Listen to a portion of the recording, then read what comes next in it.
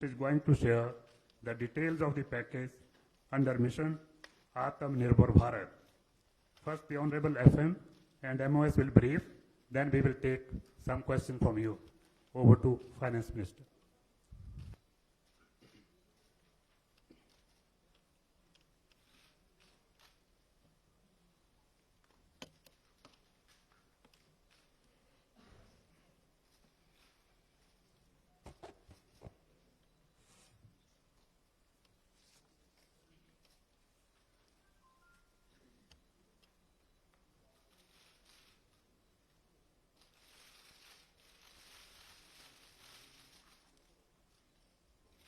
Good afternoon.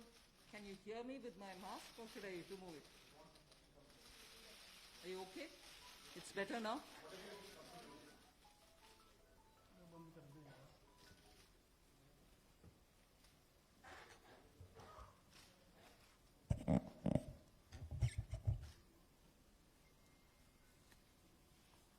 Good afternoon. I'm sure all of you will have heard the Honorable Prime Minister speak last night to the nation. He laid out a vision, a comprehensive vision.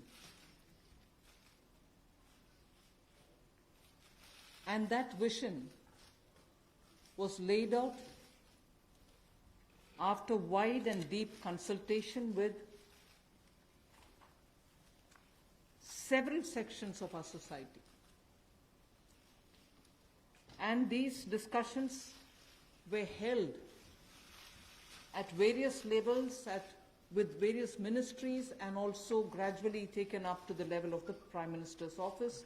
And the Prime Minister himself has been spending considerable time to make sure that the inputs obtained are given due consideration and they form a part of the package that's being given to the country.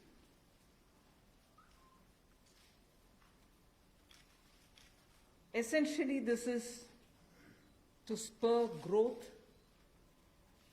and to build a very self-reliant India. And that's where this whole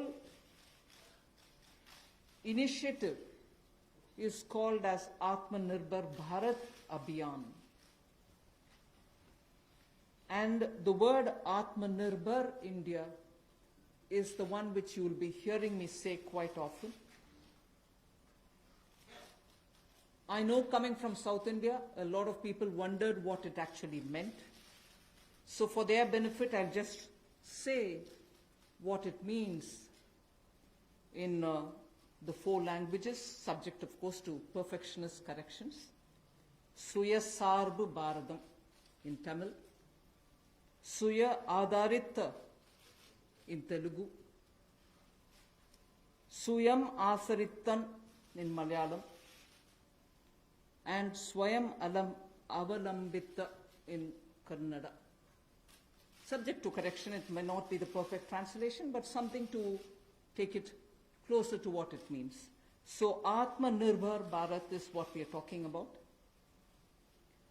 And you heard the Prime Minister clearly say that this is going to be resting on 5 important pillars. 5 important pillars: the economy, infrastructure, technology-driven systems, demography, and demand. So if these are the 5 pillars on which we are trying to build Atmanirbhar Bharat, the focus obviously will be what can be defined as the factors of production in today's language. Factors of production, all of us know that we've been hearing it: land, labor, capital, and enterprise. Today, we recast it, say it the same way, but then essentially referring to the very same factors of production, but in this Atmanirbhar Bharat, our focus therefore would be on those factors of production which are land, labor, liquidity, and law.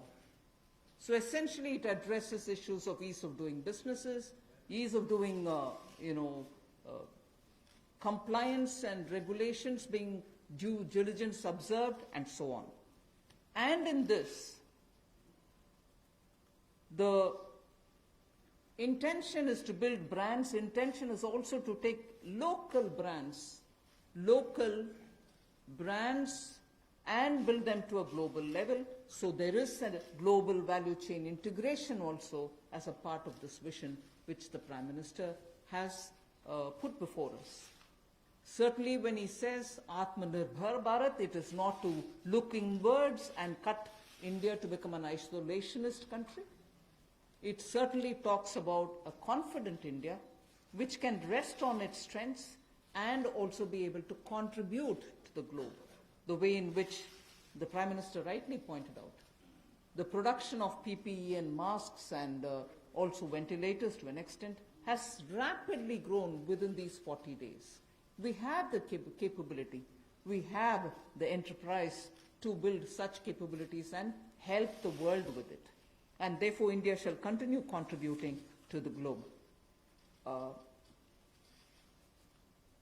You've also been seeing, I'm moving away from Prime Minister's last night's speech, you've been seeing that the government being led by Prime Minister Modi, even in 2014-19 regime, was a listening, was a sensitive, and also was a responding government.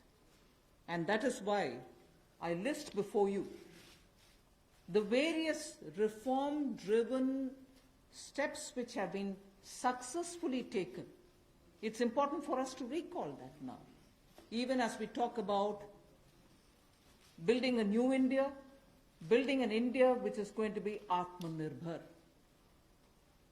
If I were to group them into different categories and list out what has been done by this government, even in between 2014 and 19, if you were to talk about the poor, we had the DBT-based reforms, based on which today, as we look at the migrants, look at the poor, look at the lockdown in their lives and the impact it has made in their lives, the DBT enabled us to directly put money into their accounts, and they didn't even have to go to the bank to collect it. The bank mitras were able to come and deliver the money, and therefore that reform based on Jan Dhan accounts, based on Aadhaar, and based on mobile technology has brought a revolution in this country, which many countries do recall now, and many of them are not able to do it, although India is able to do it. So for the poor, the DBT, the micro-insurance schemes, PM Awas Yojana, Ujjwala Yojana, again something which has made it possible for people to have free cooking gas in the last 3 months.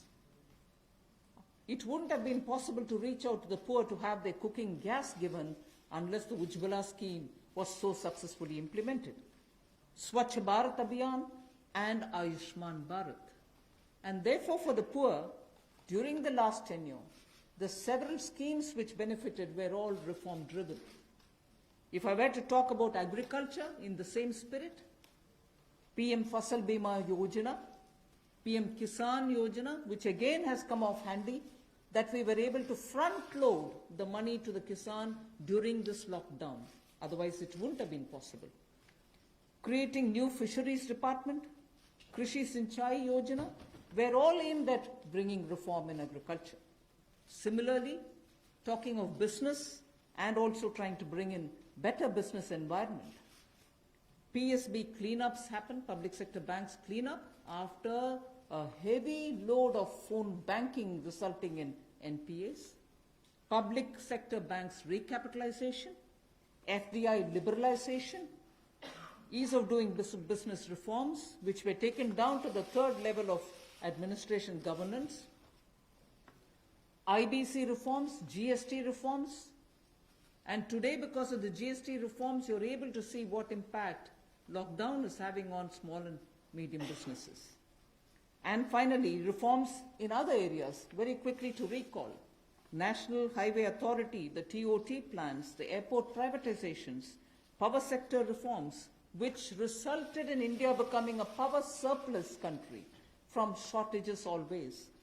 175 gigawatts of solar targets out of 86 gigawatt has already been achieved out of that number. And cleaning up of the coal mine sector. These are all things which I would want to recall here before we talk about what we are offering in the Atmanirbhar Bharat. This is the foundation. This is the credential with which the Prime Minister has always been on the side of reform, reform for better living in this country, ease of living in this country.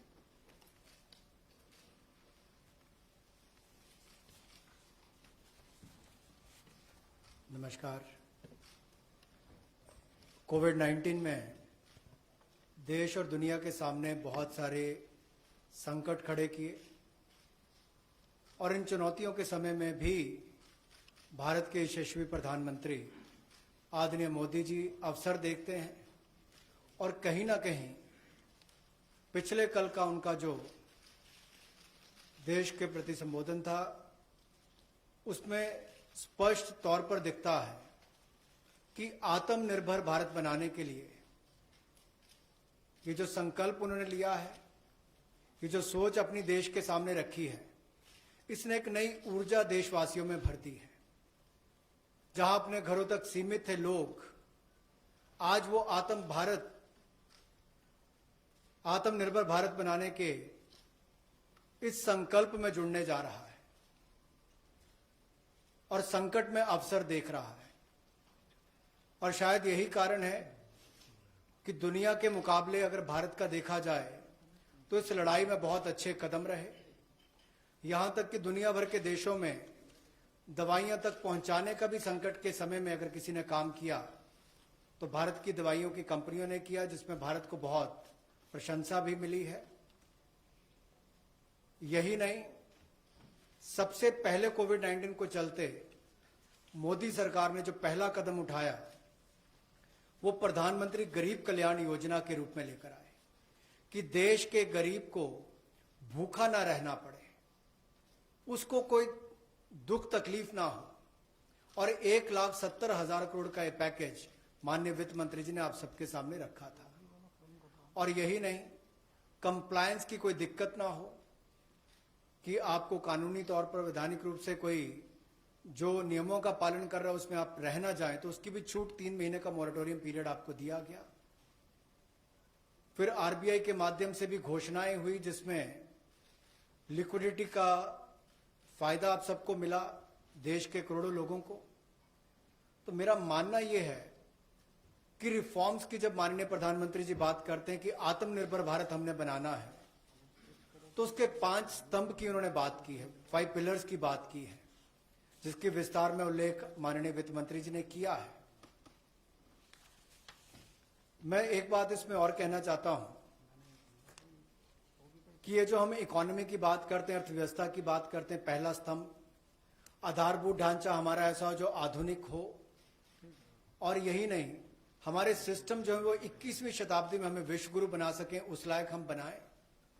Vibrant demography की हम बात करते हैं, युवा शक्ति को हम राष्ट्र शक्ति और राष्ट्र निर्माण के रूप में लगाएं और उनका लाभ उठाएं। और डिमांड को कैसे बढ़ाना है और डिमांड सप्लाई चेन का समन्वय कैसे बना रहे और अर्थव्यवस्था आगे और कैसे बढ़े, इसके इस्तेमाल को करने की भी जरूरत है। बोल्ड रिफॉर्म्स का पूरा लेखा जोखा माननीय वित्त मंत्री जी ने पिछले 6 वर्षों का दिया है। मैं यही कहूंगा, बड़े निर्णय करने के लिए मोदी जी जाने जाते हैं। चाहे वो गुजरात में आए भूकंप के समय वापस कच्छ को खड़े करने की बात हो, या आज के संकट के समय भारत में पीपीई और मास्क के निर्माण की बात हो। और कहीं ना कहीं यही सोच भारत को आत्मनिर्भर भारत बनाने जा रही है। और इस आत्मनिर्भर भारत जो मूवमेंट है, इसमें हम आप सबको जोड़ने आए हैं। 20 लाख करोड़ का ऐतिहासिक पैकेज माननीय मोदी जी ने पिछले कल घोषणा की है और प्रधानमंत्री जी ने हमें निर्देश दिया है कि प्रतिदिन अलग अलग सेक्टर्स को लेकर आप सबके बीच में आकर इसके विस्तार में हम लोग जानकारी दें। तो माननीय वित्त मंत्री जी आपको अगली जानकारी देंगे कि आज किस सेक्टर को लेकर हम आप सबके बीच में आए हैं, लेकिन बोल्ड रिफॉर्म्स 6 वर्ष भी होती रही, अब भी होगी, जब तक भारत आत्मनिर्भर नहीं हो जाता। उस दिशा में लगातार काम चलता रहेगा। So I broadly explained about the reform steps which were taken during the previous 14 to 19 tenure of this government. And after the 2019 elections, the July budget was presented. Post that, immediately, in this very hall, we met several times, over several fortnights, when we had to respond to the call of the hour, the need which was felt by the SMEs and many others. And all this only to underline the fact that you're speaking with a sensitive, a responsive, and a government which believes in consultation. So then after that, the budget of February 2020 was presented, but soon after came Corona. And after the parliament session was concluded, within hours of the announcement of the lockdown, the PM Garib Kalyan package was announced, about which Amos has briefly referred. The numbers are something which are worth recalling here because we are going to have to build on that. 52,606 crores into DBT account of 41 crore bank account holders, the Jan Dhan account holders. 18,000 crore worth grain and pulse transfers happened, in which 48 lakh metric tons of wheat and rice have been distributed, costing 69 crores, to 69 crore account ration card holders. 71,738 metric tons of pulses have been distributed to 6.25 crore card holders. Aside from this, non-card holders have also been distributed grains. And I mentioned a minute ago about the Ujjwala scheme, which helps distribution of free cylinders. Divyang and old age pensioners have all been also given assistance. So after the lockdown, within a couple of hours, meaning within a day or two, we came with that announcement of the Garib Kalyan package. With that, there was also a compliance and also due diligence related deadline dates which were postponed so that ease of compliance could come in.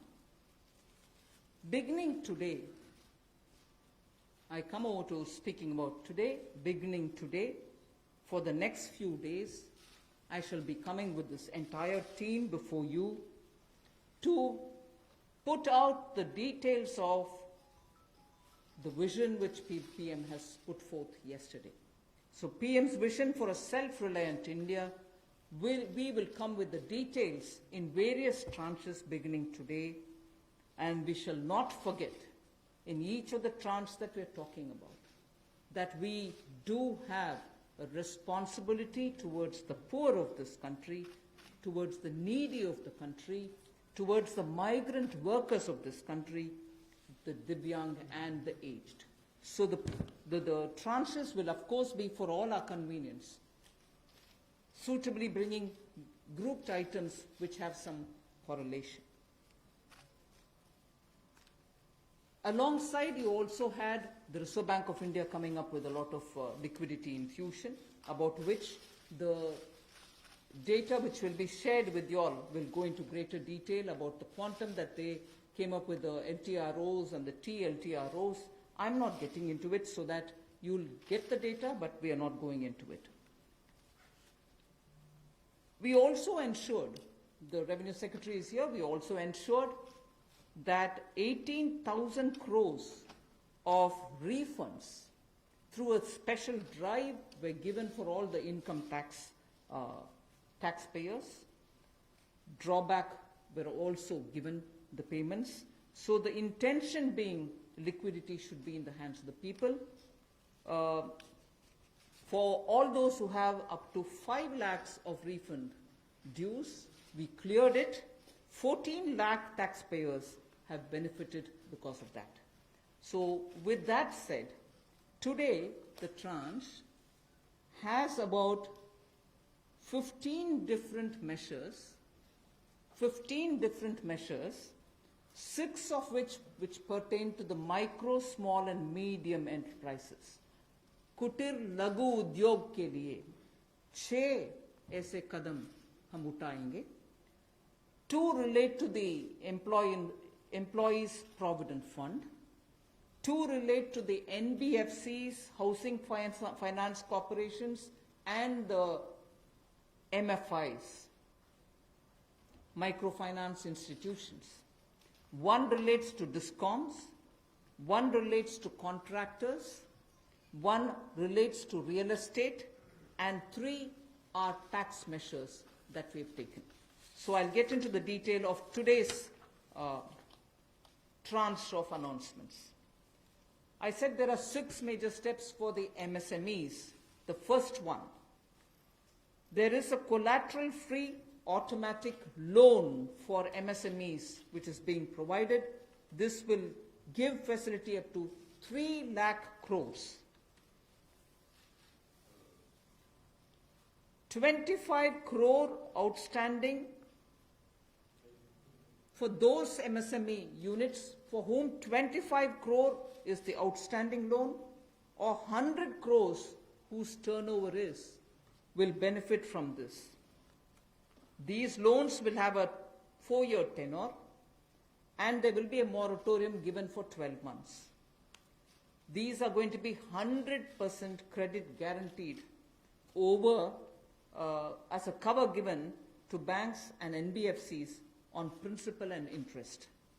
So this is going to be available till 31st October 2020. There are no guarantee fees, no fresh collaterals required. So I guess this will benefit 45 lakh units so that they can resume their business activity and also safeguard jobs.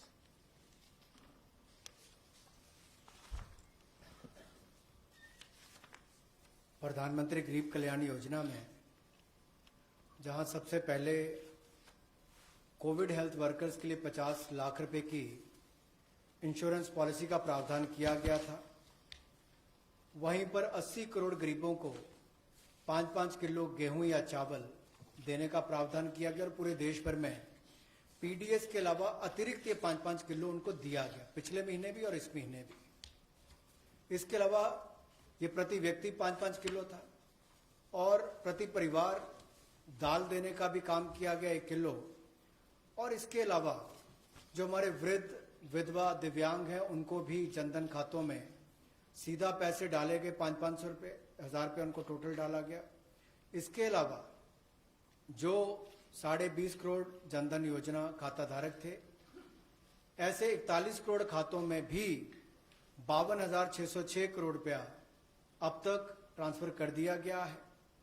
8 crore Ujjwala योजना के जो उपभोक्ता हैं उनको मुफ्त में 3 महीने 1-1 cylinder देने की बात हुई थी. जब तक उनको सिलेंडर की आवश्यकता है उसकी प्रक्रिया भी शुरू हो गई और दे भी दिए गए. यहां तक कि जो पीएम किसान के लिए भी 2,000 रुपया ऐसे करोड़ों किसानों के खातों में उसको ट्रांसफर कर दिया गया.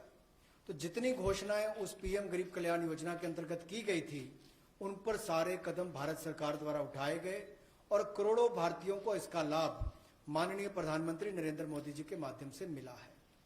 जहां तक व्यापारी वर्ग की बात है, आम आदमी की बात है, कंप्लायंस का बर्डन उसके ऊपर ना आए, घर से बाहर नहीं जाते थे, तो उसके सामने जो संकट था कि वो कैसे समय सीमा रहते अपनी कंप्लायंस पूरी कर सके, उसमें भी उसको छूट दी गई और उसको भी 3 महीने आगे बढ़ाया गया, जिससे उसको लाभ मिला है.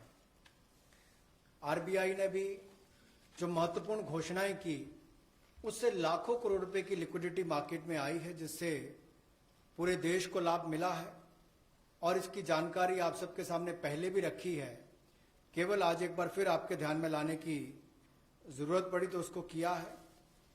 एक जो मीडिया के माध्यम से हमारी जानकारी हमें मिली और जो वीडियो कॉन्फ्रेंस और बाकी सब वार्तालाप बाकी लोगों से हुआ, मध्यम सूक्ष्म लघु उद्योग, कुटीर उद्योग, घरेलू उद्योग जो है, इन सब के सामने बहुत बड़ी मुसीबत थी कि पैसों की भारी कमी थी।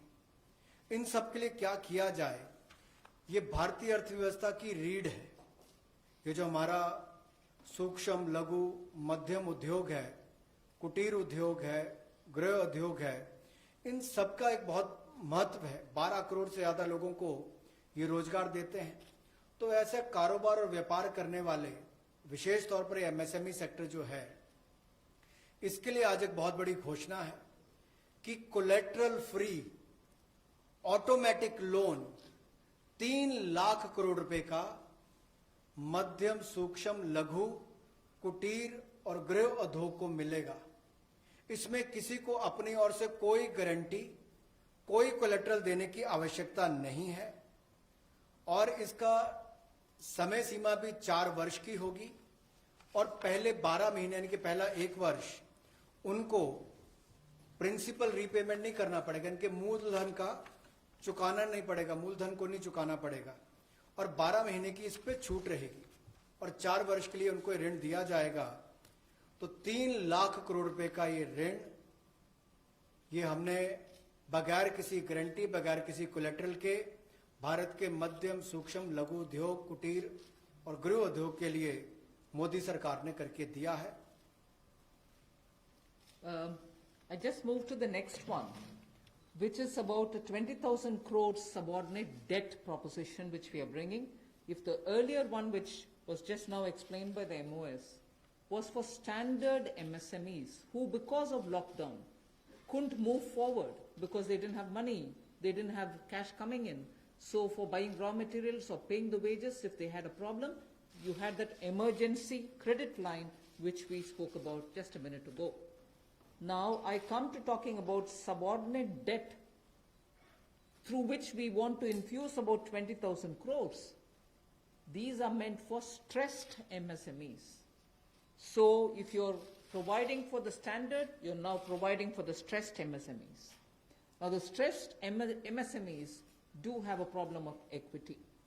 So for them, through a subordinate debt provision, we want to provide about 20,000 crore liquidity. 2 lakh MSMEs are likely to benefit from this.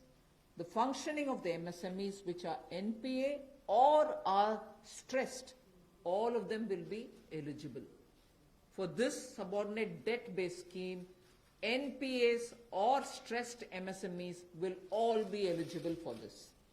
The government will be providing about a 4,000 crore as its contribution to the CGTME, MSE, the Credit Guarantee Trust, and they will be then able to provide the partial credit guarantee support to the banks, as a result of which stressed and NPA MSMEs will immediately benefit.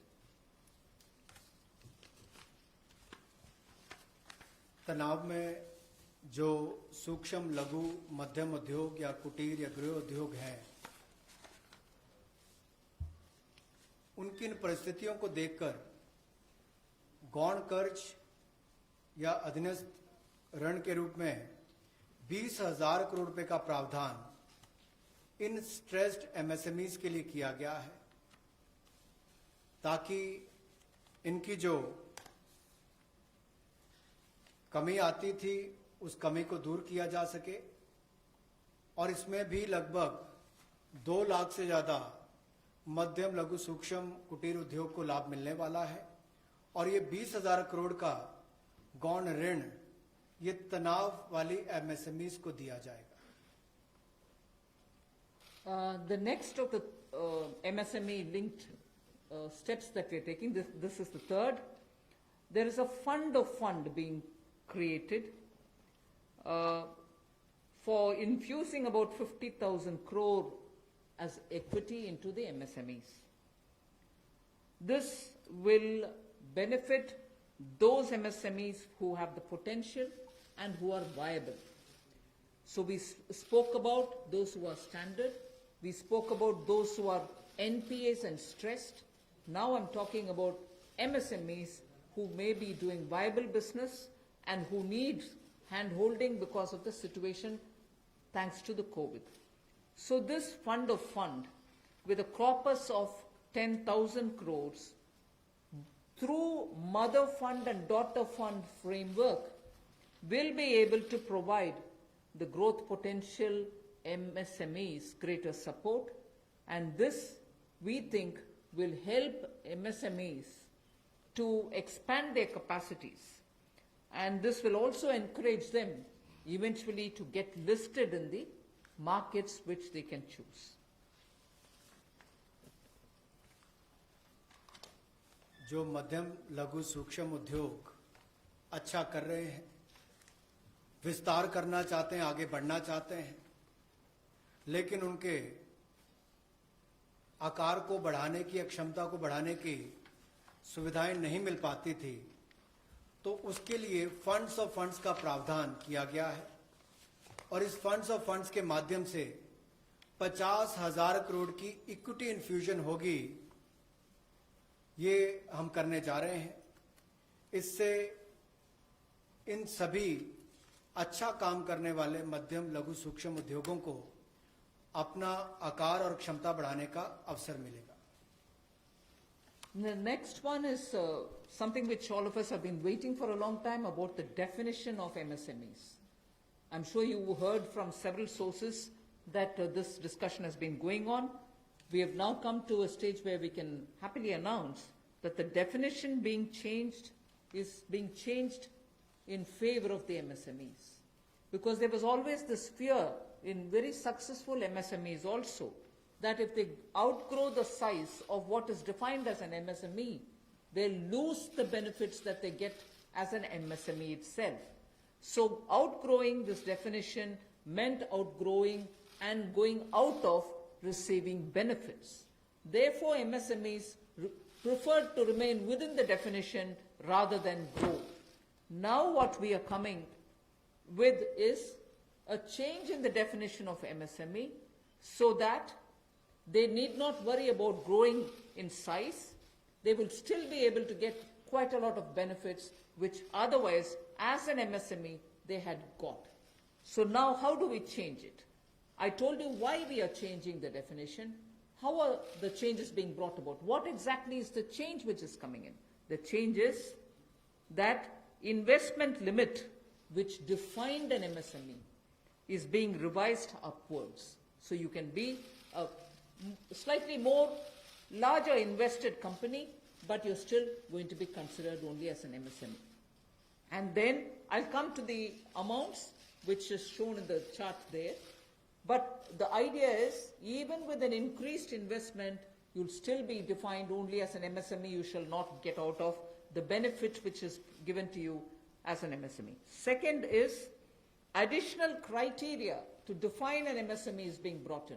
And that criteria is based on turnover. So that is being brought in newly now. Earlier it was only investment size. Now investment size and or additional turnover size is being brought in. And earlier, the distinction which prevailed between manufacturing unit, and therefore their definition was on slightly different account. Service units, their definition was on slightly different criteria. Now that differentiation between manufacturing and service MSME are being removed. Manufacturing MSME or service-based MSME shall all be defined similarly. And then, therefore, the chart that is there before you will tell you what was earlier and what is now. What was earlier defined with an investment of 25 lakh as micro unit will now have investment allowed till 1 crore. So they'll still be called a micro unit even if the investment is up to 1 crore. Now, in that, service investments of 10 lakhs were called as micro earlier. Now, because the distinction is removed, service also will have the benefit of being called a micro unit even if the investment is 1 crore. Over and above it, I did say that in addition to investment as a definitional criteria, we are bringing in the criteria of turnover also. So now your investment can be up to 1 crore and your turnover can be up to 5 crore. You shall be called as micro. This or that. Your investment can be 1 crore and your turnover can be 5 crore. Up to 5 crore, you will be micro enterprise. And so on. So small will be up to 5 crore, manufacturing enterprise. Services was up to 2 crore. Now the definition is changed to 10 crores and 50 crores. Investment and turnover. And so on. The table explains it.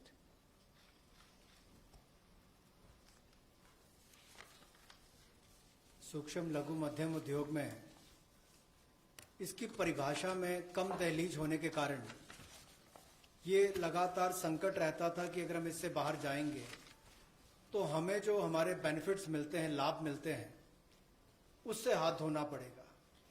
और यही कारण था कि हमारे कुटीर सूक्ष्म लघु उद्योग कभी बड़ा बनने का सपना नहीं देखते थे, और सपना देखते भी थे तो ये जो सीमा इसके लिए रखी गई थी, कम दहलीज थी, इसके कारण ये बड़े नहीं हो पाते थे। और कहीं ना कहीं जो आज कंपटीशन है उसमें फिर ये बहुत पीछे रह जाते थे। वर्षों लंबित मांग है, वर्षों से मैं सुनता आ रहा हूं, चौथी बार एमपी बन गया, कब से शुरू हो रही, आज तक वही मांग है। मैं धन्यवादी हूं प्रधानमंत्री मोदी जी ने इस पर यह कदम उठाने के लिए कहा है। और जो पहले क्राइटेरिया था कि मैन्युफैक्चरिंग यूनिट जो है वो 25 लाख से कम इन्वेस्टमेंट की होगी तो माइक्रो में आएगा, और सर्विस एंटरप्राइज जो थी वो 10 लाख तक की अगर उसने इन्वेस्टमेंट की होगी तो माइक्रो में आएगा। अब इसमें एक बदलाव किया गया है कि निवेश की लिमिट को तो बढ़ाया गया है, साथ में कारोबार को भी जोड़ा गया कि आपने व्यवसाय या कारोबार कितना उस वर्ष में किया है। तो इसको इन्वेस्टमेंट को बढ़ाकर माइक्रो के लिए 25 लाख से बढ़ाकर 1 करोड़ तक की जो इन्वेस्टमेंट करेगा वो माइक्रो यूनिट कहलाएगा। और ये मैन्युफैक्चरिंग और सर्विसेज दोनों के लिए एक ही क्राइटेरिया रहेगा, तो सर्विस सेक्टर को भी माइक्रो में आने का लाभ मिला है। तो 1 करोड़ से कम निवेश करने वाले को माइक्रो इंडस्ट्री में जो 5 करोड़ तक का व्यापार कारोबार करेगा उसको माइक्रो कहा जाएगा। स्मॉल वाले के लिए 10 करोड़ तक का निवेश और 50 करोड़ तक का कारोबार करने का प्रावधान, और मीडियम जो है उसमें 20 करोड़ तक का निवेश और 100 करोड़ तक की टर्नओवर। तो आप कल्पना कीजिए कि कल तक जो शायद मीडियम वाले के लिए आता था वो आज आपके स्मॉल वाले के लिए भी उससे बेहतर ऑप्शंस आकर खड़ी हो गई। तो इससे हमारे कुटीर सूक्ष्म लघु मध्यम उद्योग को बहुत बल मिलने वाला है। एक और बैंकों का हाथ पकड़ना, पैसा देना, दूसरी तरफ से डेफिनेशन चेंज करके उनके आकार और क्षमता को बढ़ाने का अवसर देना, ये अपने आप में क्रांतिकारी कदम इस दिशा में लिया गया है। I move to the fifth step in the MSMEs. I said total 6 measures are getting announced today. Of the 6, the fifth one is that for government procurement, tenders up to 200 crores will no longer be on global tender route, meaning global tenders will be disallowed in government procurement for tenders up to 200 crores. Why is this being done? Majority of the MSMEs in India were unable to supply those big mother units, as you may call, big, large companies, who they were serving all the while. Suddenly the conditions became, based on the global tenders, unmatchable by our MSMEs. So they were disqualified from supplying to companies for whom they actually grew as ancillary units. As a result, many of our MSMEs were not anymore able to participate in supplying products to many of these large units. So by bringing this condition now, we are saying for global tenders worth 200 crores or less, particularly for government procurement, they need not be global tenders at all. So this will make MSMEs do their business with a lot more confidence and carry on with it. Self-reliant India will also then be able to serve Make in India, because small units can now be participant in government purchases. पिछली 2 slides में भी आपने देखा होगा कि कुटीर सूक्ष्म लघु मध्यम उद्योग के लिए जो बड़े कदम उठाए गए हैं, 3 लाख करोड़ के कोलेटरल फ्री और कोई नई गारंटी दिए बिना एक और से ऋण उपलब्ध करवाना, उसके अलावा जो बाकी कदम उठाए गए और उनकी परिभाषा बदलने का काम भी किया गया, तो ये कदम उससे एक और स्तर ऊपर है कि ये सब बदलने के बाद उनको कामकाज जब मिले तो कंपटीशन में कहीं ना कहीं अनफेयरनेस जो होती थी उसमें हमारे लोकल उद्योग वो पीछे रह जाते थे। तो लोकल को बल, लोकल से ग्लोबल तक जाने की बात जो कल तक प्रधानमंत्री जी ने कही, उसी दिशा में एक ये कदम है। लोकल के लिए वोकल भी, लोकल को बल भी, लोकल से ग्लोबल भी। तो ये इसीलिए ग्लोबल टेंडर्स जो हैं ये 200 करोड़ तक से कम वाले जो हैं, इसमें यानी कि 200 करोड़ से कम वाले में ग्लोबल टेंडर्स नहीं होंगे। इसमें हमारे सूक्ष्म लघु मध्यम उद्योग को लाभ मिलेगा और कहीं ना कहीं आत्मनिर्भर भारत की जो हम बात करते हैं उस दिशा में कदम ये भी उठाया गया है। The sixth step towards MSMEs is post-COVID, trade fairs, exhibitions are going to be very difficult. So we shall ensure that e-market linkage is provided across the board for all these MSMEs so that they're able to find their market easily in the absence of being able to participate in trade fairs which cannot be held in this environment. Also, very importantly, Government of India and also CPSEs, where there are receivables by MSMEs, we now announce that within the next 45 days, all their receivables will be cleared. The CPSEs and Government of India will honor every MSME receivable within the next 45 days.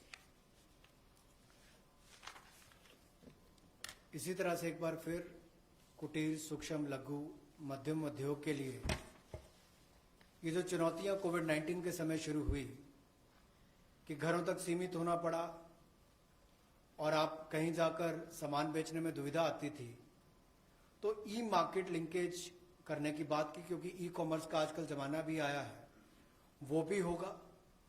और इसके अलावा व्यापार मेलों में कैसे वो involve हो सके, उनका शामिल होना हो, प्रदर्शनियों में उनकी पार्टिसिपेशन हो सके, इसके लिए कदम उठाए जाएंगे।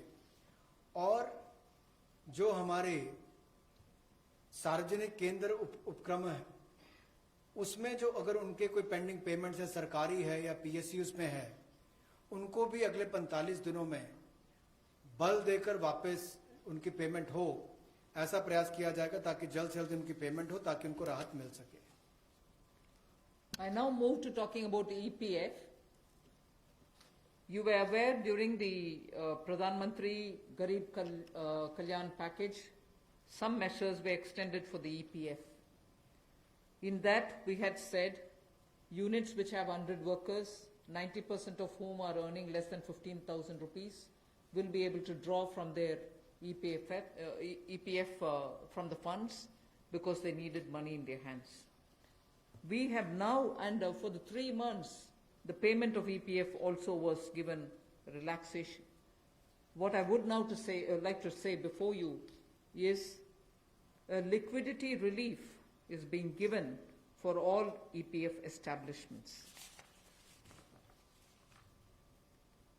In this, 12% which is paid by the employer and 12% by the employee contribution.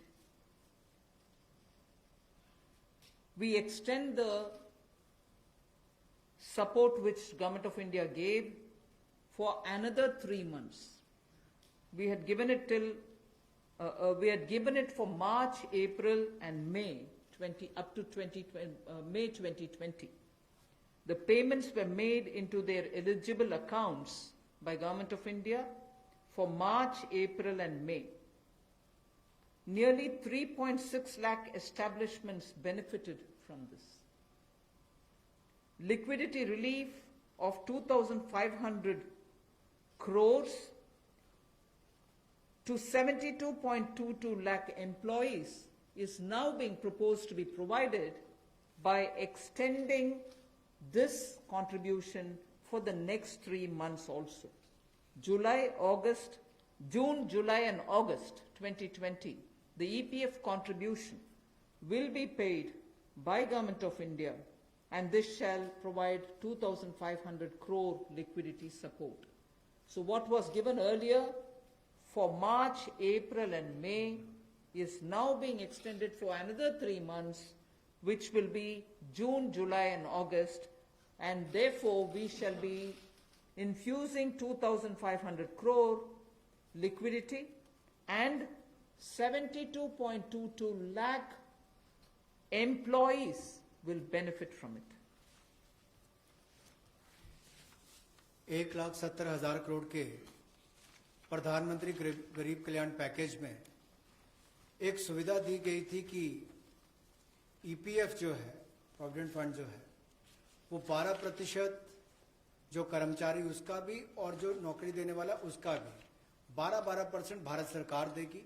और ये पहले 3 महीनों के लिए हमने किया था, जिसकी भुगतान कर भी दिया गया पहले 2 महीनों के लिए, और इसको अगले 3 महीने और बढ़ा दिया जाएगा। इसका प्रावधान भी जून, जुलाई और अगस्त के लिए कर दिया गया है। 3,67,000 ऐसी संस्थाओं के 72,22,000 ऐसे कर्मचारियों को इसका लाभ मिलेगा, जब कर्मचारी का 12% हिस्सा भी और नियोक्ता जो नौकरी देने वाला है उसका 12% हिस्सा भी भारत सरकार देगी, और ये कुल मिलाकर 2,500 करोड़ के लगभग का लाभ इनको मिलेगा। The next on EPF again, in order to provide more take-home salary for the employees and also to give relief to employers in the payment of PF for those which have not been covered under the earlier description, which is if you have 100 employees, 90% of whom are drawing less than 15,000, we announced a scheme earlier, which I'm extending for another 3 months. That's what was announced a minute ago. The second one in EPF now is the statutory PF contribution for those who are not covered in the earlier one is being reduced from 12% to 10%. So for the next 3 months, employers need to pay only 10% and not 12% so that they will have some more money in their hands. However, for the central public sector enterprises and for state PSUs, we will continue to pay 12%. So this reduction is not for the government.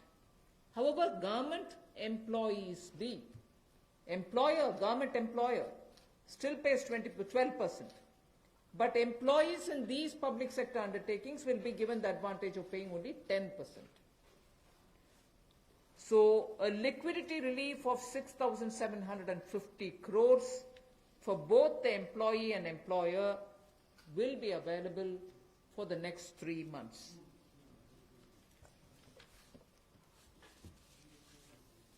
एक और प्रावधान, क्योंकि आज के समय पैसा कर्मचारी के हाथ में भी कैसे ज्यादा हो, इसमें भी एक बड़ी राहत देने का प्रयास इसमें किया है कि जो ईपीएफ कंट्रीब्यूशन है, जो उनका ईपीएफ का योगदान है, वो ऐसे संस्थानों के लिए और कर्मचारियों के लिए 12% से कम करके 10% अगले 3 महीनों के लिए किया गया है।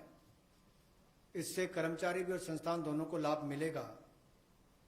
लेकिन जो सरकारी हमारी संस्थान है, सेंट्रल पीएससीज हैं, इनके लिए 12% ही रहेगा, उसमें कोई बदलाव नहीं किया गया है।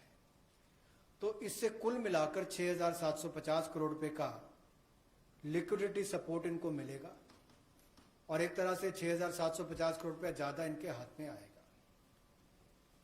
The next one is about non-banking financial companies, housing finance corporations, and microfinance institutions.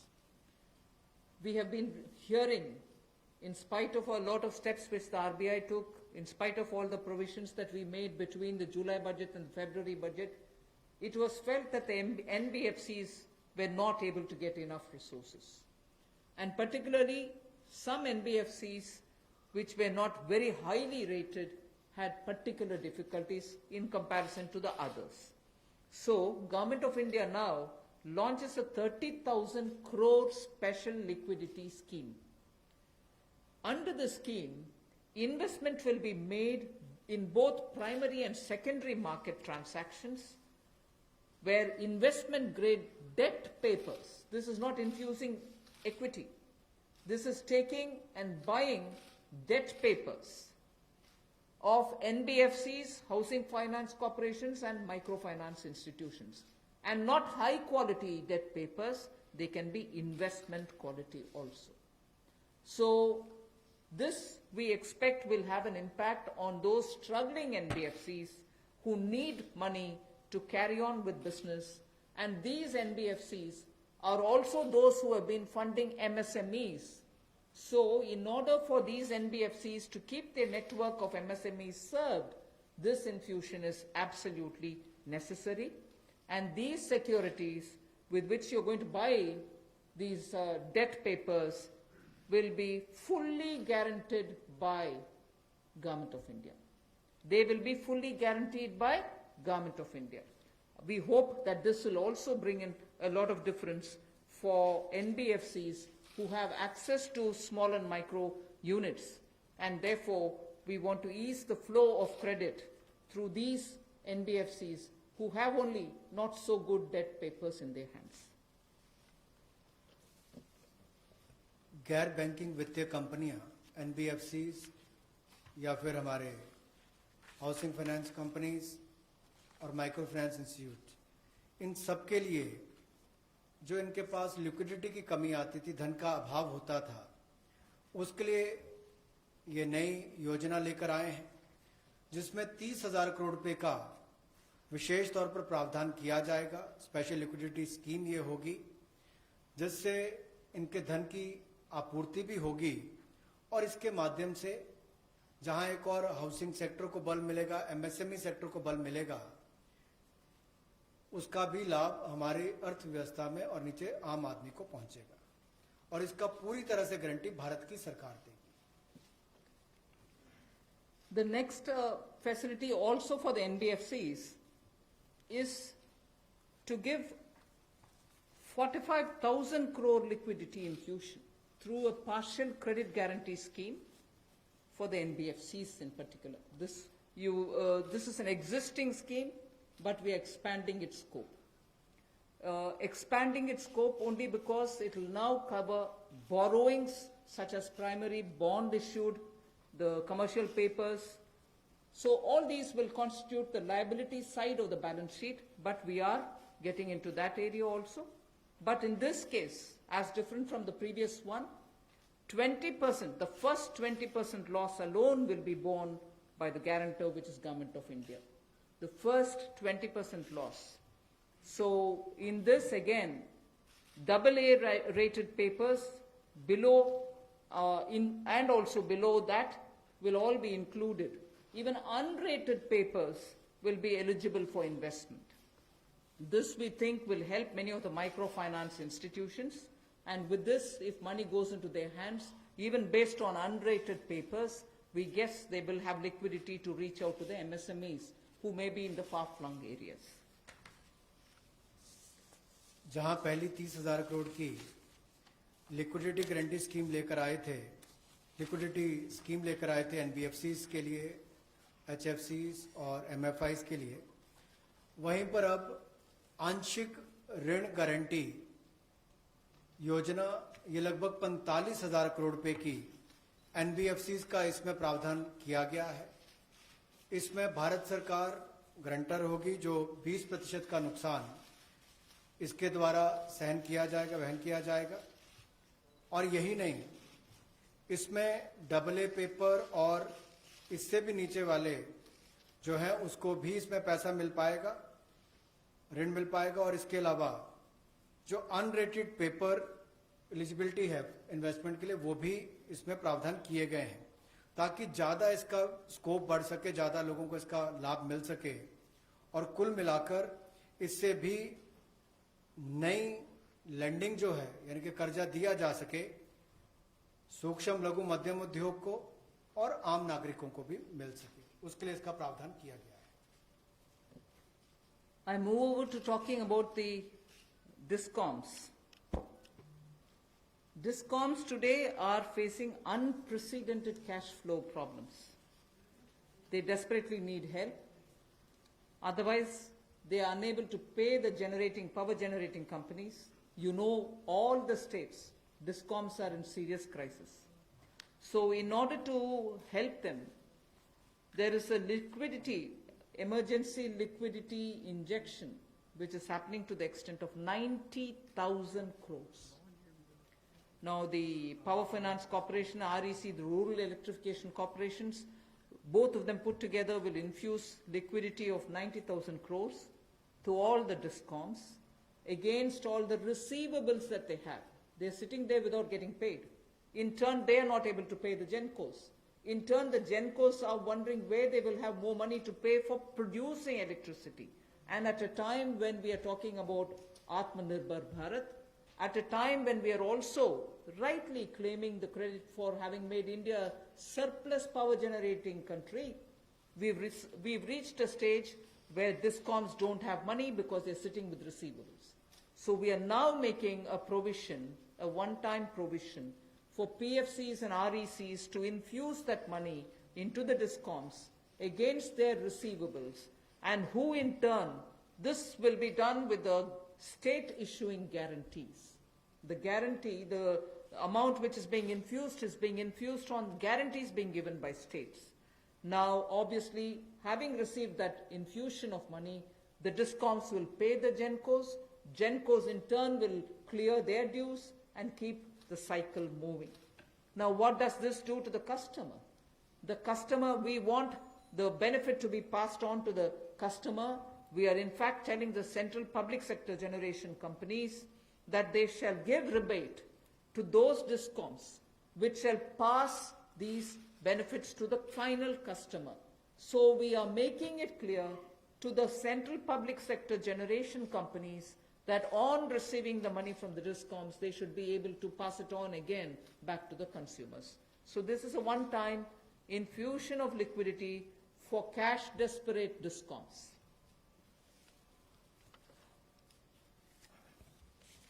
बिजली वितरण कंपनियों की आय में जो भारी कमी आई है और लेनदारी जो इनके कई राज्यों से बढ़ी है, उसके कारण भी ये अभूतपूर्व नकदी प्रवाह की स्थिति इनको देखनी पड़ रही है। इन परिस्थितियों में आम उपभोक्ता को भी नुकसान ना हो, बिजली उत्पादन करने वाले भी और बिजली वितरण करने वाले भी इस अभूतपूर्व समस्या में कहीं उलझकर ना रह जाएं, इसके लिए 90,000 करोड़ रुपए का प्रावधान डिस्कॉम्स के लिए किया गया है, बिजली वितरण कंपनियों के लिए किया गया है।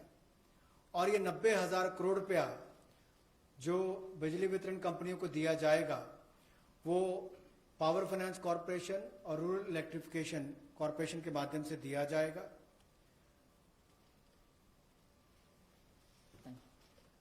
I move over to the next, which deals with contractors.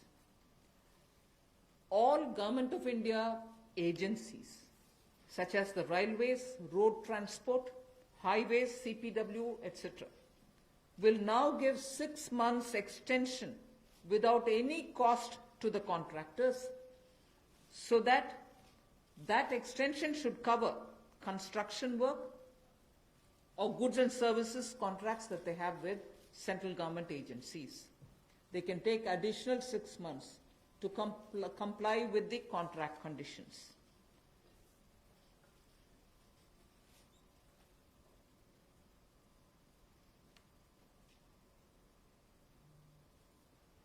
I didn't get it.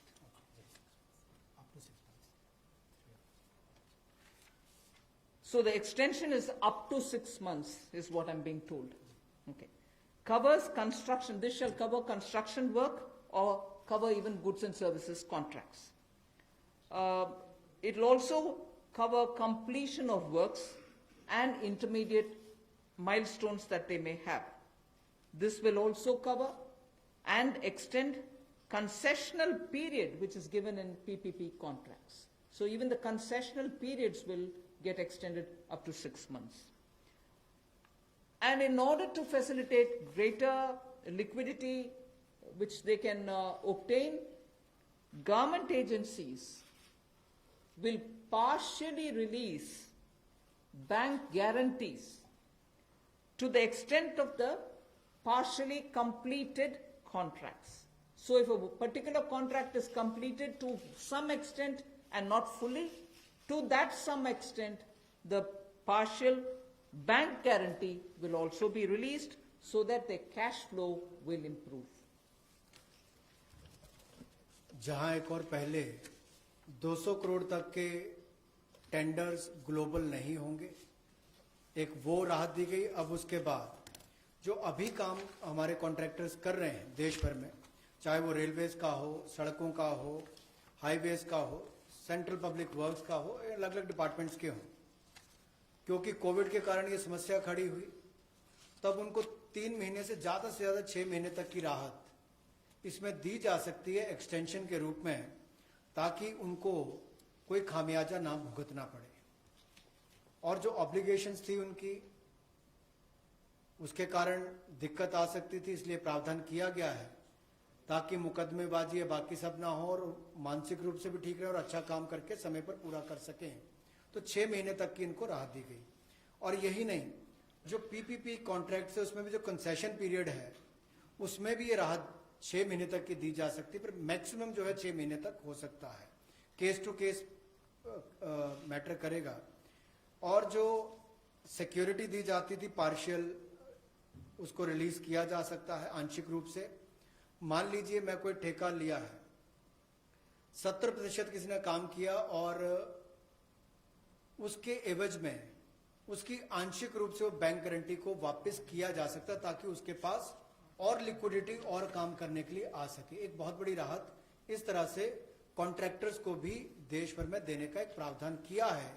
80% किया होगा तो उसके अनुसार, 60% किया होगा तो उसके अनुसार, लेकिन कुल मिलाकर उसके पास पैसा ज्यादा आए ताकि वो काम काज में उसको कहीं दिक्कत ना आए। I've come to the last two of today's announcements. One relate to the real estate, which is what I'm doing now.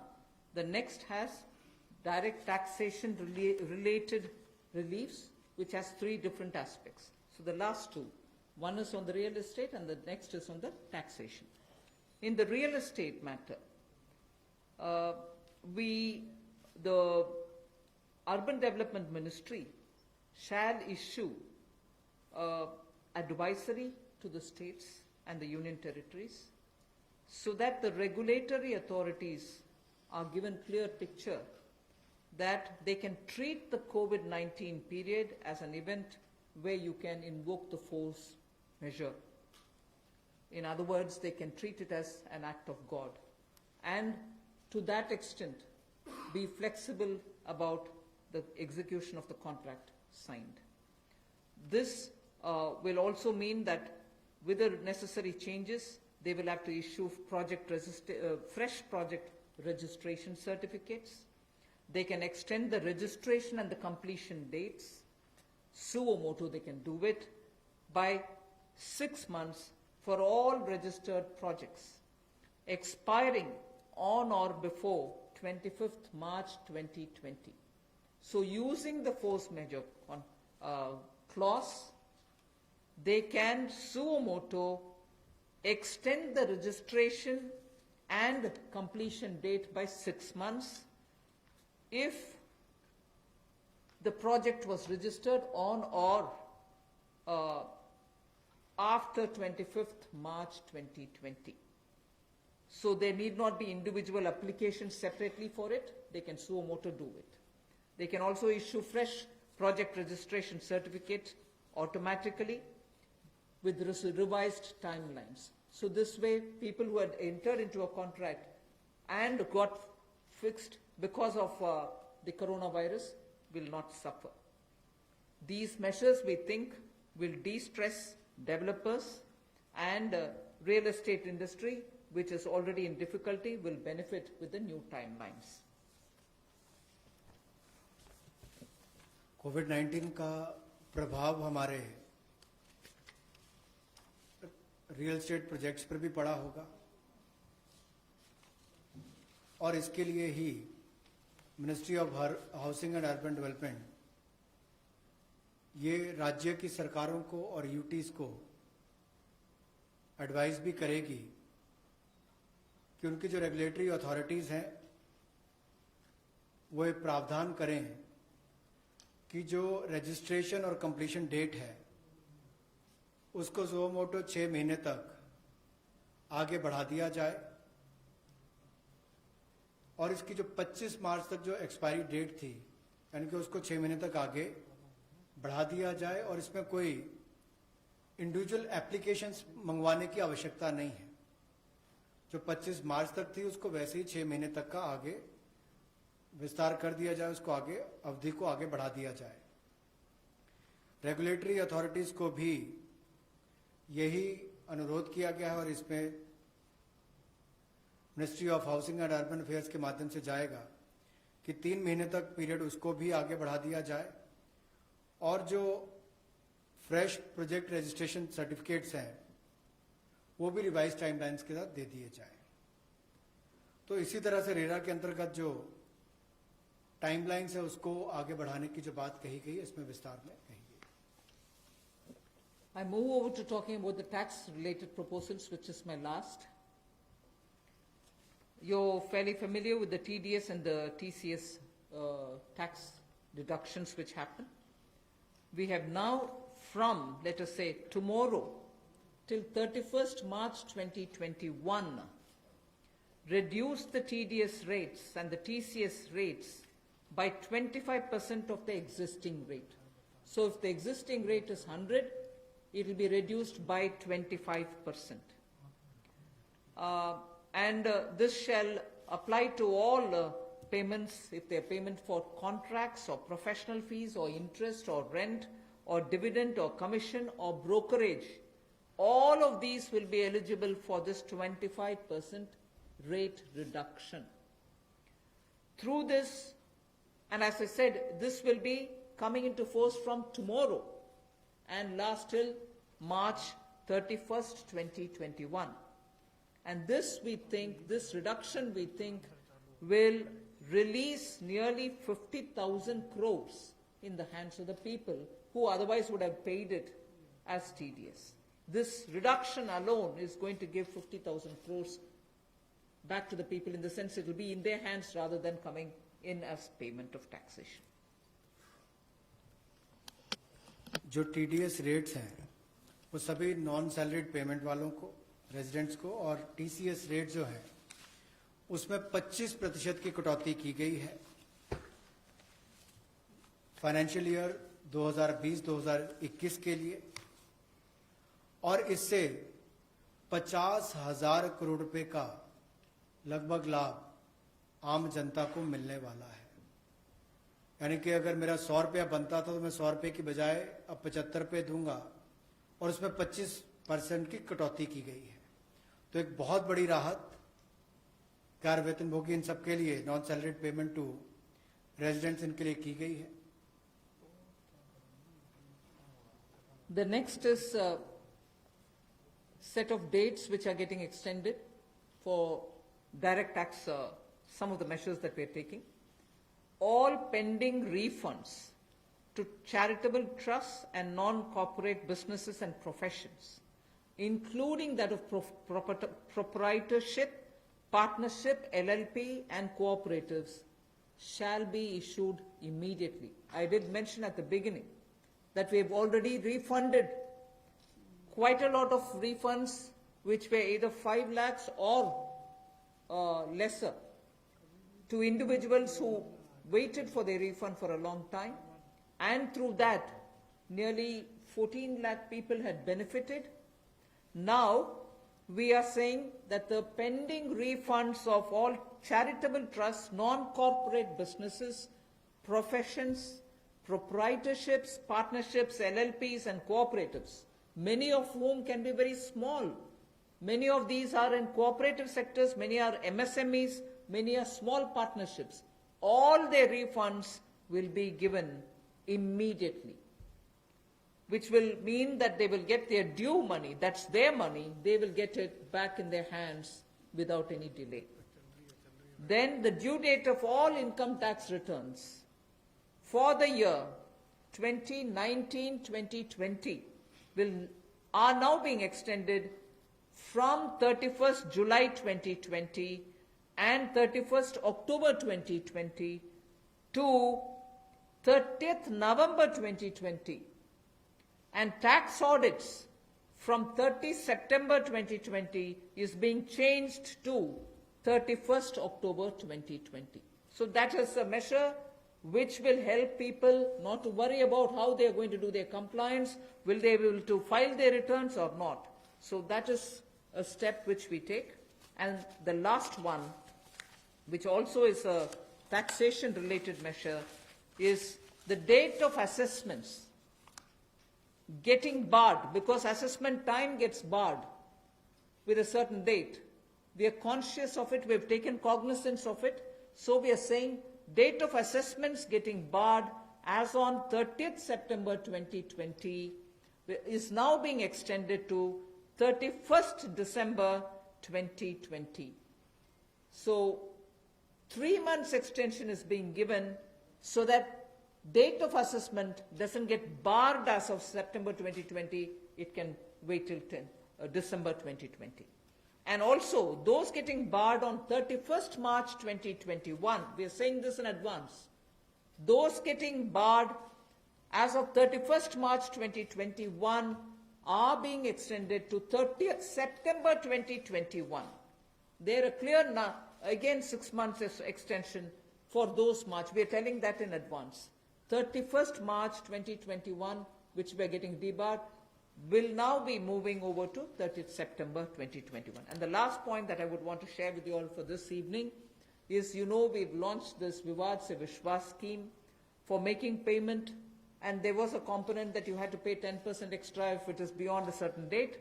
Now, without any additional amount which is to be paid, in total, the whole Vivad Se Vishwas scheme is getting extended up to 31st December 2020. And for this extension, no extra payment is being asked. So the entire Vivad Se Vishwas moves over to 31st December 2020.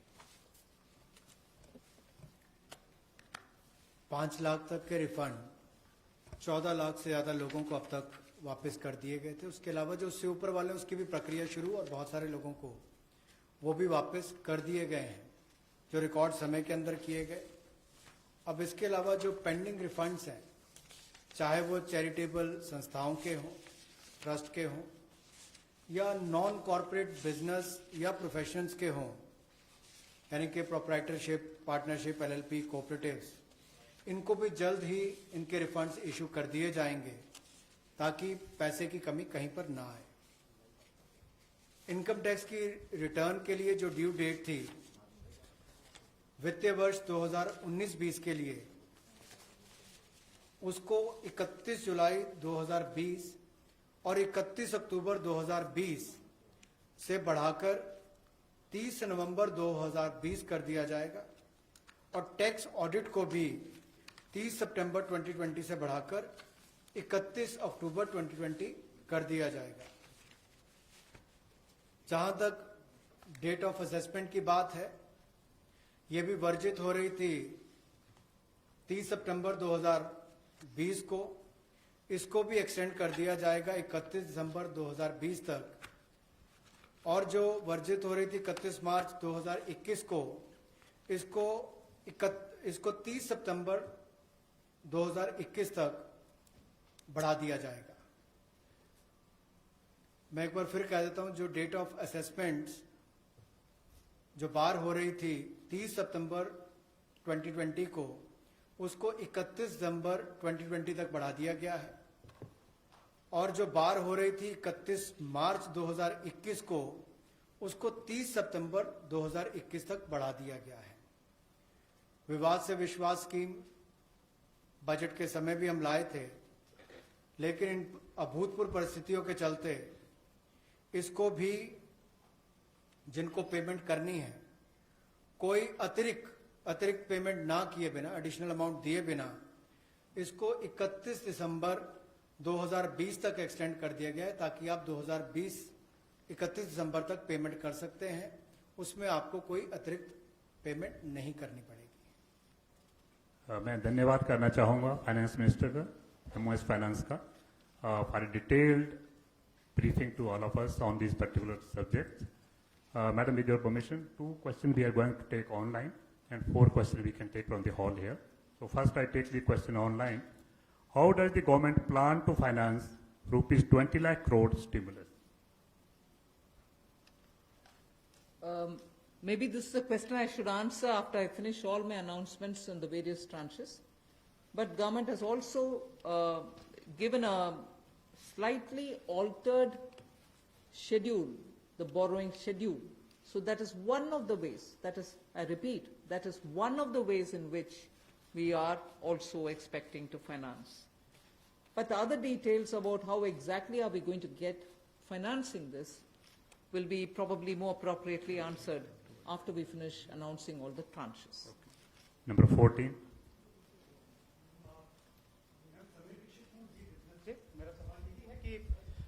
Borings को लेकर के पहला सवाल था, इस पे थोड़ा सा अगर आप और बताना चाहें कि इतने बड़े पैकेज के लिए सरकार फिलहाल बोरिंग को लेकर के क्या योजना है, आने वाले वक्त में किस तरीके का और प्रावधान करने की योजना है, और दूसरा ये कि जो बैंक गारंटी, जो लगातार बैंक पिछले 2-3 महीने में ये बात को लेकर के चिंतित थे कि कुछ सेक्टर्स पर लोन देने के लिए वो ज्यादा पॉजिटिव नजर नहीं आ रहे थे और बैंक गारंटी, सरकार से गारंटी को लेकर के वो लगातार अपील कर रहे थे। ऐसे में आपको लगता है कि इस बड़े पैकेज के बाद में बैंक की तरफ से लोन देने की शुरुआत हो पाएगी और लिक्विडिटी फ्लो की जो कोशिश है उसको कामयाबी मिलेगी? मैं आपके सेकंड क्वेश्चन को जवाब दे देती हूँ, बट फर्स्ट क्वेश्चन अब शायद दोबारा बोलना पड़ेगा, मैं ध्यान से शायद सुने नहीं। सेकंड क्वेश्चन के लिए मैं जवाब ये दे रही हूँ कि ये गारंटी का विषय जो आपने उठा रहे हैं कि बैंक से भी मांग था, उसके लिए तो आज गारंटी का विषय भी हमने घोषणा कर चुके हैं। सो उसके कारण हम ये मानते हैं कि बैंक्स में थोड़ा और तैयारी होगी, मगर वैसे भी पिछले एक सप्ताह से बैंक सेक्रेटरी इधर देवशीष पांडा जी हैं, लगातार कितने बैंक से क्रेडिट जा रही है, किन को जा रही है, एमएसएमई की जा रही है, रिटेल सेक्टर को जा रहे हैं, ये विषय हम फिनेंस मिनिस्ट्री के हैंडल से और पीआईबी के द्वारा भी जानकारी देते आ रहे हैं। इसमें हम स्पष्टता से ये समझें कि बैंक्स लोन देने से संकोच नहीं कर रहे हैं। सैंक्शन किए हुए लोन्स हैं जिसमें बैंक का ये कहना है कि सैंक्शन करने के बाद भी कस्टमर आकर के लॉकडाउन खत्म होने के बाद हम आकर लेंगे, प्लीज तब तक आप पैसा रिलीज ना करें।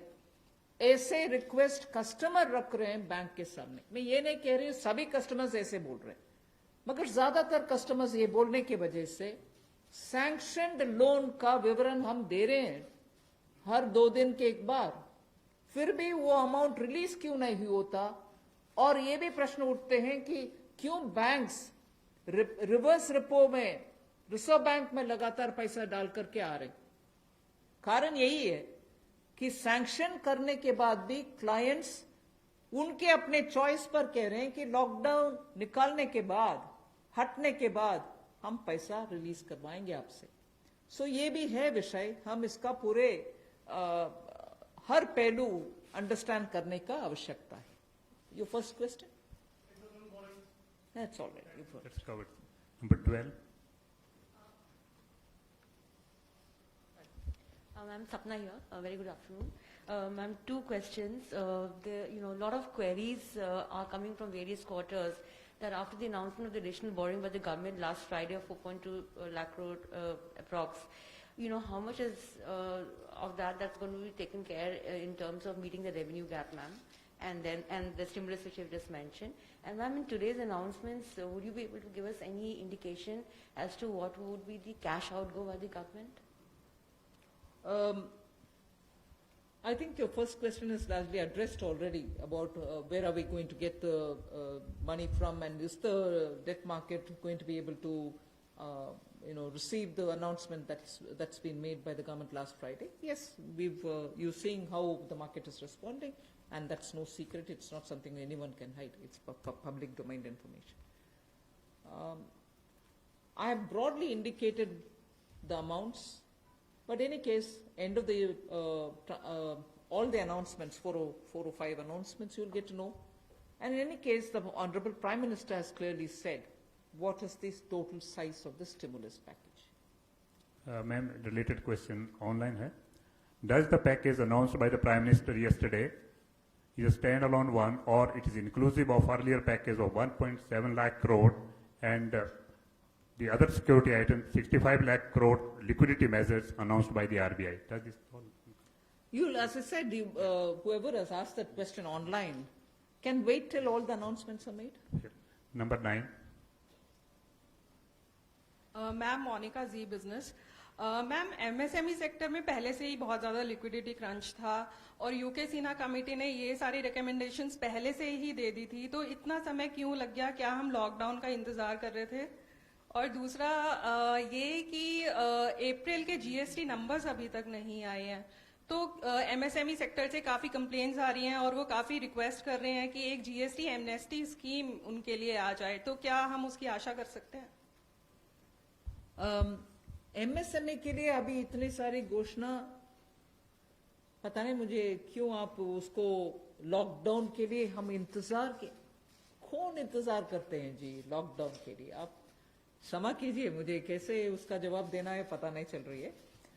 मगर एमएसएमई के लिए हम धीरे धीरे जुलाई बजट में भी घोषणा किए, उसके बाद पार्शियल गारंटी का अनाउंसमेंट भी हुआ, फरवरी के बजट में भी एमएसएमई के लिए बहुत सारे कदम हमने उठाए, और अभी कॉम्प्रिहेंसिवली स्ट्रेस्ड हो, एनपीए हो, सस्टेनेबल और वायबल यूनिट्स हो, उन सब के लिए अलग अलग हिस्से पर एमएसएमई के लिए स्टेप्स उठा रहे हैं। और जीएसटी रेवेन्यू के ऊपर रेवेन्यू सेक्रेटरी को मैं बोलूंगी कि प्लीज। नंबर 13। आपने जो सवाल पूछा कि जीएसटी का जो अप्रैल महीने का फिगर अभी तक डिक्लेयर नहीं किया है, आपको मालूम है कि जीएसटी के जो रिटर्न्स फाइलिंग के डेट्स है वो सब एक्सटेंड हो गए हैं। एक बार जब अगर एक्सटेंड कर दिया जाए कि हमने बहुत सारे रिटर्न्स कहा है कि जून तक भरना है, या जो 5 करोड़ से ज़्यादा के जो लोग हैं उनको भी हमने टाइम दिया है, तो एक्सटेंशन देने के बाद अब जो ये जो फिगर्स है इसके बारे में स्पष्ट स्थिति जो है सो हमें 30 जून तक ही मिल पाएगा हमें। तो इसीलिए हम लोगों ने उस फिगर को अभी तो जो लोग पैसे दे पा रहे हैं वो दे पा रहे हैं, बाकी लोग 30 जून तक उनको अवधि दी गई है, उसके बाद ही हमें स्पष्ट स्थिति मालूम पड़ेगा कि कितना पैसा आया, किन लोगों ने रिटर्न फाइल किया है। जहाँ तक कि आपने एमएसएमई की बात की, जीएसटी रिफंड इस एक महीने में, अप्रैल महीने में टोटल इस फाइनेंशियल ईयर में अब तक करीब 11,000 करोड़ लोगों को जीएसटी का रिफंड दे दिया गया है। 11,000 करोड़ एक महीने में, और उसकी संख्या भी मैं बताऊं अगर तो करीब 27,000 लोगों को आईजीएसटी का रिफंड मिला है, और जो बाकी जो जीएसटी का जो रिफंड है करीब 1,39,000 लोगों को जीएसटी का रिफंड मिला है। Madam Sunil Prabhu, NDTV. Just 2-3 points. One, of course, was on the fiscal deficit. Where do you keep the target now? Because this is something that nobody visualized it. Prabhu, just may I intervene? Please focus your question on today's briefing part, because as Madam told, It's part of that, sir. 4, 5 series Okay. briefing will be here, so please focus for the today's briefing. That is one part of it, madam. The fiscal deficit and, the states asking for FRBM and, certain measures which you have been part of the deliberations in that aspect. The second is that when you say the EPF and this package that is being given to MSMEs, especially, there is unemployment that is taking place. How are you going to safeguard that, through various measures vis-a-vis this, and what exactly is the outlay that we are envisaging in terms of from the finance minister? You've actually sort of spread like a bird's eye view of what's going to come. So I might want you to wait for the next announcements. 33. That's why I said it's spreading. 33. Ma'am मैं शैलेश हूँ NI से। Ma'am MSME को लेकर आपने तमाम announcement करे हैं, उसमें दो तीन तो क्लैरिफिकेशन चाहूँगा। एक तो जो एमएसएमई की डेफिनेशन आपने चेंज करी है, उससे कितनी कंपनीज को बेनिफिट होगा, और जो 200 करोड़ से ऊपर के जो टेंडर हैं, जो फॉर ग्लोबल टेंडर्स आते थे, कितने लोग जो हैं उससे, कितने ग्लोबल टेंडर्स उससे बाहर हो जाएंगे। और मैम एक सवाल मेरा ये है कि जो आज आपने अनाउंसमेंट करा है और जो इंफ्रास्ट्रक्चर का 1 लाख करोड़ का जो आप लोगों ने टारगेट करा है, उसमें से कितना इसमें अनाउंस हुआ है या अलग है कुछ? मैं ये प्रश्न जो आपने उठाया ग्लोबल टेंडर के विषय में, कोई बाहर नहीं होंगे लोग, इसमें पार्टिसिपेट करने के लिए हम कदम उठा रहे हैं ना।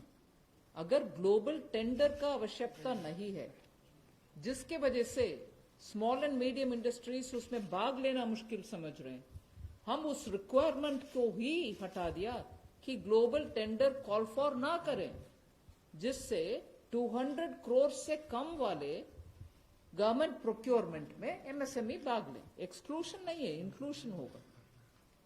Last question 104. वो आंकड़ा मैं बाद में दूंगी। अभी the intention of that definitional change is to have more companies remain as micro, small and medium enterprises.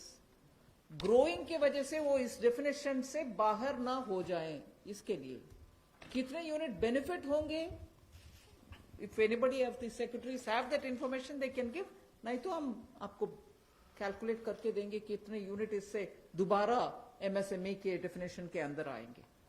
मैं आमिर हूं न्यूज नेशन से। एक ब्रॉड पिक्चर को लेकर के एक सवाल है कि जो लॉकडाउन की स्थिति हुई उसके बाद से अब तक भारतीय अर्थव्यवस्था को कितना नुकसान पहुंच चुका है, और दूसरा ये कि जो ये आपका स्टिमुलस पैकेज है 20 लाख करोड़ का, लॉकडाउन की स्थिति आगे भी बढ़ती है अगर, और ये स्थिति ऐसे ही बनी रहती है, तो इससे इसको कितना अर्थव्यवस्था को फायदा पहुंचेगा और कितना अब तक नुकसान अर्थव्यवस्था को हो चुका है? आप दोनों प्रश्न इतना स्पेकुलेटिव प्रश्न पूछ रहे हैं मेरे से, जवाब देना मैं आसान नहीं समझ रही हूँ। अगर lockdown continue, how can I answer?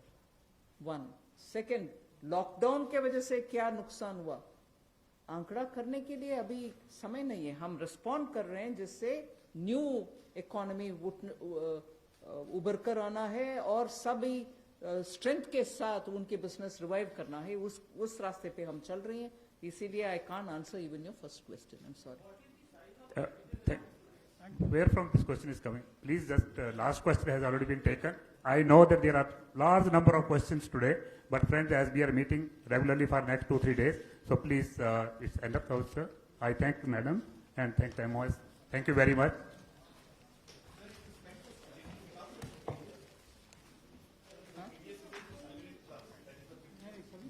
No, everybody, regular salary वाले भी, non regular salary वाले भी, it's not.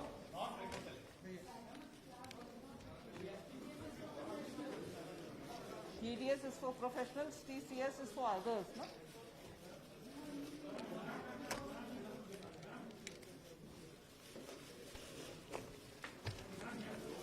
Thank you.